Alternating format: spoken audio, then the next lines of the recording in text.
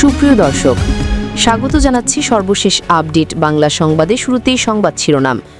শুরুতেই জানিয়ে দেব, আপাতত ঢাকায় রেখে খালেদা জিয়ার চিকিৎসা চলবে। বিস্তারিত থাকছে প্রতিবেদনে। এদিকে নির্বাচনের তফসিল কাল বা পরশু, ব্যালটে থাকছে না স্থগিত দলের প্রতীক। বিস্তারিত থাকছে প্রতিবেদনে। আরও জানিয়ে দেব, নির্বাচনে আওয়ামী লীগের অংশগ্রহণ নিয়ে কী মনোভাব মানুষের। বিস্তারিত থাকছে প্রতিবেদনে। এদিকে তারেক রহমানের প্রধানমন্ত্রী হওয়ার সম্ভাবনা দেখছেন ৪৭%। বিস্তারিত থাকছে প্রতিবেদনে। আরও জানিয়ে দেব, ভারত থেকে ১৫০০ টন পেঁয়াজ আমদানি করবে বাংলাদেশ। ৫ বিকল্পের মধ্যে থেকে দিল্লিকেই বেছে নিল ইউনূসের কৃষি মন্ত্রক। বিস্তারিত থাকছে প্রতিবেদনে।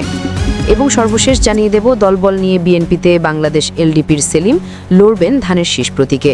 বিস্তারিত থাকছে প্রতিবেদনে। এতক্ষণ শুনছিলেন সংবাদ শিরোনাম, এবারে বিস্তারিত। জন্য বিএনপির চেয়ারপারসন ও সাবেক প্রধানমন্ত্রী খালেদা জিয়াকে লন্ডনে নেওয়া অনিশ্চিত হয়ে পড়েছে। এখন পর্যন্ত তার শারীরিক অবস্থা এয়ার অ্যাম্বুলেন্সে নেওয়ার উপযুক্ত নয়। বিশেষ করে খালেদা জিয়ার হৃদযন্ত্রের সমস্যা বেশ জটিল পর্যায়ে রয়েছে বলে সংশ্লিষ্ট দায়িত্বশীল সূত্রগুলো থেকে জানা গেছে। এছাড়া ডায়াবেটিস, কিডনি, ফুসফুস সহ অন্য সমস্যাগুলো অপরিবর্তিত রয়েছে। তাকে ঢাকায় রেখে চিকিৎসা করা হবে। প্রতিদিনই তার ডায়ালিসিস করতে হচ্ছে। এই পরিস্থিতিতে গতকাল সোমবার খালেদা জিয়াকে লন্ডনে নেওয়ার বিষয়ে বিএনপি ও খালেদা জিয়ার পরিবারের পক্ষ থেকে নতুন কোনো উদ্যোগের কথা জানা যায়নি। কাতার আমিরের পক্ষ থেকে এয়ার অ্যাম্বুলেন্স পাঠানোর যে প্রক্রিয়া চলছিল সেটি স্থগিত রাখা হয়েছে। এদিকে খালেদা জিয়াকে দেখতে বিএনপির ভারপ্রাপ্ত চেয়ারম্যান তারেক রহমানের স্ত্রী জুবায়দা রহমান প্রতিদিনই রাজধানীর এভারকেয়ার হাসপাতালে যাওয়া আসা করছেন। গতকাল বিকেল ৩:৩০টার দিকে তিনি হাসপাতালে যান এবং চিকিৎসার তদারকি করেন। বিএনপির কেন্দ্রীয় স্বাস্থ্য বিষয়ক সম্পাদক ও চিকিৎসক রফিকুল ইসলাম গতকাল প্রথম আলোকে বলেন, ম্যাডামের অর্থাৎ খালেদা জিয়ার চিকিৎসার মেডিকেল বোর্ডের সদস্য হিসেবে ড জুবায়দা রহমান চিকিৎসক দলের সঙ্গে যুক্ত হয়ে ম্যাডামের চিকিৎসার দেখভাল করছেন। এদিকে নির্বাচনের তফসিল কাল বা পরশু, ব্যালটে থাকছে না স্থগিত দলের প্রতীক। আসন্ন জাতীয় সংসদ নির্বাচনের তফসিল ঘোষণা হবে আগামীকাল বুধবার বা পরশুদিন বৃহস্পতিবার। এবারের নির্বাচনে ব্যালটে থাকছে না স্থগিত করা কোনো দলের প্রতীক। মঙ্গলবার ৯ ডিসেম্বর নির্বাচন কমিশনার আব্দুর রহমানেল মাসুদ এসব তথ্য নিশ্চিত করেছেন। তিনি আরও জানান, রাষ্ট্রপতি মোহাম্মদ সাহাবুদ্দিনের সঙ্গে বুধবার দুপুর 12:30টায় সাক্ষাৎ করবেন প্রধান নির্বাচন কমিশনার এএমএম নাসির উদ্দিন। সিইসির ভাষণ চূড়ান্ত। কাল পরশু তফসিল ঘোষণা করা হবে। ভাষণ রেকর্ড হবে বিকেলে। এর আগে সোমবার বিটিভি ও বেতারকে ভাষণ রেকর্ড সংক্রান্ত চিঠি দিয়েছে নির্বাচন কমিশন। ভাষণে থাকবে ত্রয়োদশ জাতীয় সংসদ নির্বাচনের তফসিল। নির্বাচন ভবনে এসব তথ্য দেন ইসি সিনিয়র সচিব আখতার আহমেদ।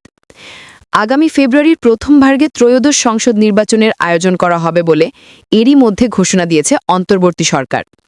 এদিকে গত ২৪ সেপ্টেম্বর কার্যক্রম নিষিদ্ধ থাকা আওয়ামী লীগের নৌকা প্রতীক স্থগিত রেখে প্রতীকের তালিকা প্রকাশ করেছে নির্বাচন কমিশন। অন্তর্বর্তী সরকারের প্রধান উপদেষ্টা ড মোহাম্মদ ইউনূসও জানিয়েছেন, কার্যক্রম নিষিদ্ধ আওয়ামী লীগ নির্বাচনে অংশ নিতে পারবে না। তারেক রহমানের প্রধানমন্ত্রী হওয়ার সম্ভাবনা দেখছেন ৪৭%। আগামী জাতীয় সংসদ নির্বাচনের পর যে সরকার গঠিত হবে, এর প্রধানমন্ত্রী হিসেবে বিএনপির ভারপ্রাপ্ত চেয়ারম্যান তারেক রহমানের সম্ভাবনা বেশি দেখছেন মানুষ। আর প্রায় ১/৪ মানুষ জামায়াতে ইসলামের আমির শফিকুর রহমানের প্রধানমন্ত্রী হওয়ার সম্ভাবনা দেখছেন। প্রথম আলোর উদ্যোগে করা এক জরিপে মানুষের এই মতামত উঠে এসেছে। জরিপটি করেছে বেসরকারি গবেষণা প্রতিষ্ঠান কিমেকার্স কনসাল্টিং লিমিটেড। জরিপের শিরোনাম, গুরুত্বপূর্ণ সামাজিক রাজনৈতিক বিষয়ে জাতীয় জনমত জরিপ ২০২৫। জরিপের একটি প্রশ্ন ছিল, বাংলাদেশের বিভিন্ন নেতার মধ্যে আগামী জাতীয় সংসদ নির্বাচনের পর প্রধানমন্ত্রী হওয়ার সম্ভাবনা কার বেশি বলে মনে করেন। এই প্রশ্নের জবাবে সবচেয়ে বেশি ৪৭.৫% মানুষ বিএনপির ভারপ্রাপ্ত চেয়ারম্যান তারেক রহমানের পক্ষে মত দিয়েছেন।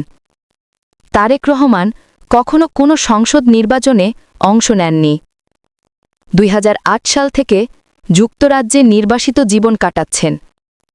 যদিও খালেদা জিয়া কারাগারে থাকার সময় এবং তিনি অসুস্থ থাকায় তারেক রহমানের দল পরিচালনা করছেন। বিএনপি আগামী নির্বাচনে জয়ী হলে তারেক রহমানকেই পরবর্তী প্রধানমন্ত্রী করা হবে, দলটির নেতারাও তা বলছেন। বিএনপি চেয়ারপারসন খালেদা জিয়ার প্রধানমন্ত্রী হওয়ার সম্ভাবনা, এমন মত প্রায় ১৯% মানুষের। তবে ইনি দীর্ঘদিন অসুস্থ। বর্তমানে হাসপাতালে ভর্তি এই নেত্রীর অবস্থা সংকটাপন্ন। খালেদা জিয়া এর আগে 3 বার দেশের প্রধানমন্ত্রীর দায়িত্ব পালন করেছেন। 2 বার ছিলেন সংসদে বিরোধী দলীয় নেতা। দেশে পেঁয়াজের দাম যে হারে বাড়ছিল তাতে মোহাম্মদ ইউনূসের নেতৃত্বাধীন অন্তর্বর্তী সরকারকে পদক্ষেপ করতেই হতো। দেশের একাধিক আমদানিকারী সংস্থা সরকারের কাছে পেঁয়াজ আমদানির অনুমতি চেয়ে রেখেছিল। অবশেষে ইউনূস তাতে রাজি হলেন। 50 জন আমদানিকারককে ভারত থেকে পেঁয়াজ আমদানির অনুমতি দেওয়া হলো। তারা সর্বোচ্চ 30 টন পেঁয়াজ ভারত থেকে কিনতে পারবেন। এভাবে 2026 সালের 31 মার্চ পর্যন্ত ভারত থেকে 1,500 টন পেঁয়াজ আমদানি করবে বাংলাদেশ।